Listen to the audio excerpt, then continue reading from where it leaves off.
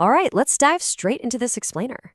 Today, we're unpacking the absolutely staggering chronological transformation of Dubai. We're talking about how a place that started as a seasonal, dusty pearling village literally transformed itself into the futuristic global hub we see today. It is a wild story of survival, vision, and just constant, relentless reinvention. To get our heads around this evolution, we're going to walk through 5 distinct economic eras: the pearl diving era, the shift to free ports, the massive oil discovery boom, building the modern megacity, and finally, future horizons and realities. Just to put the sheer scale of this change into perspective, back in 1822, a British naval surveyor described Dubai as a mud-walled village of roughly 1,000 people, mostly surrounded by roaming goats and camels. Fast forward to the 2026 reality, and you're looking at a hyper-advanced smart city actively building 50 kilometers of driverless rail networks. How on earth do you get from mud walls and goats to autonomous trains? Well, let's find out. Section 1. The Pearl Diving Era. So the city's early economy was incredibly structured, but it was also highly precarious. It worked like this.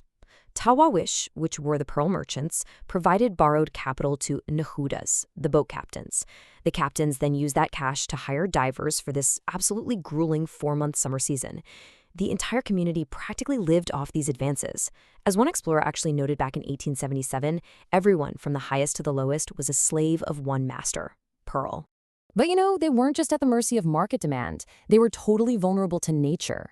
In 1908, a massive storm struck the fleet right at the tail end of the season. It plunged the entire community into misery and financial ruin literally overnight, claiming a dozen boats and over 100 men. Just a devastating setback for the local economy. Now, natural pearling did hit some massive peaks in the late 19th and early 20th centuries. In fact, exports actually exceeded £1 million by 1904. But then, technology intervened.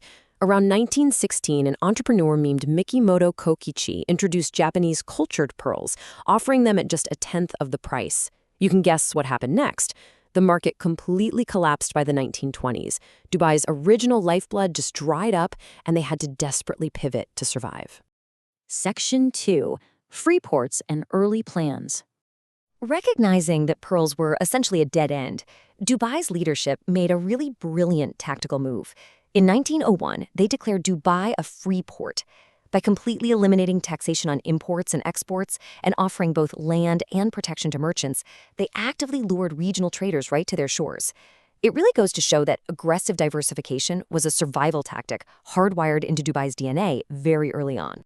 Those early trading revenues, along with some loans, funded a massive push for pre-oil infrastructure.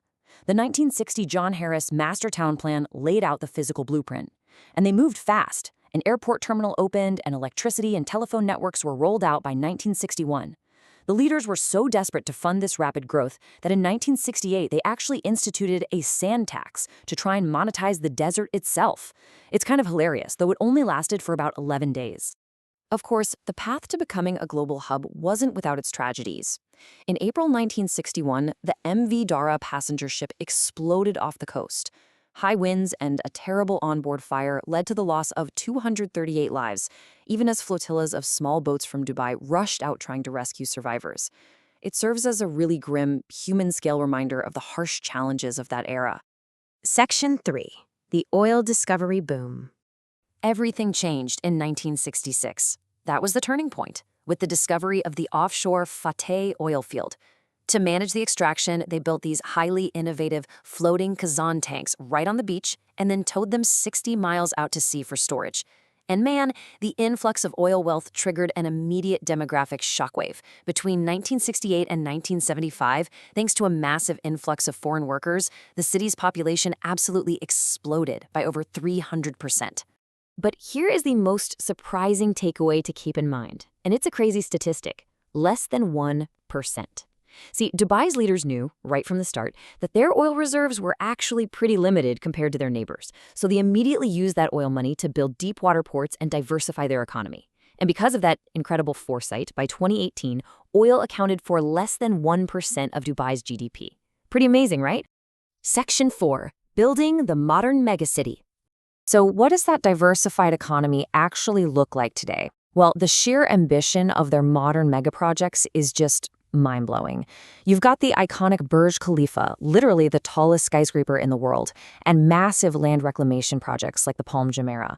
But they're also pushing the very boundaries of construction technology. They built the stunning Museum of the Future and, get this, the world's first fully functional 3D printed office building, which they constructed in just 17 days. No way, right? All of this hyper-development has completely reshaped their modern tourist economy. If you look at travel platforms in 2026, like TripReview, you see a tourism market offering AI concierge, luxury yacht rentals, helicopter tours, and supercar hires, all protected by verified scam watch lists. It is quite literally a different universe from those seasonal pearling boats we were just talking about. Section 5. Future Horizons and Realities. And, the push forward just continues aggressively. The tech integration we're seeing in 2026 with those AI travel guides, that's just a stepping stone. By 2030, the Etihad Rail high-speed service is set to integrate directly with the second phase of Al Maktoum International Airport. The vision is to drop passengers effortlessly from a high-speed train straight into a massive new airport facility, all seamlessly connected by that 50-kilometer driverless rail network. However, looking at the sources, we must impartially note that this futuristic vision sits right within a highly complex, volatile region. We can clearly see the spillover of regional conflicts. For instance, on February 28, 2026, Iranian missile strikes hit targets within the city, including the Fairmont The Palm Hotel and the municipal airport. This close proximity to conflict zones has obviously led to security concerns and frequent flight cancellations. It really highlights the delicate, precarious balance Dubai has to strike as an international HUD in a turbulent part of the world. So, to wrap up this explainer, I want to leave you with one final thought. Can Dubai's rapid technological and infrastructural reinvention actually continue to outpace the complexities of its geopolitical landscape? We've seen this history of incredible resilience, right? From surviving the complete collapse of the pearl market to pivoting away from a total reliance on oil. But will this constant, relentless reinvention be enough to navigate the very real, very turbulent realities of tomorrow? It is a fascinating question to ponder. Thanks so much for diving into these sources with me today.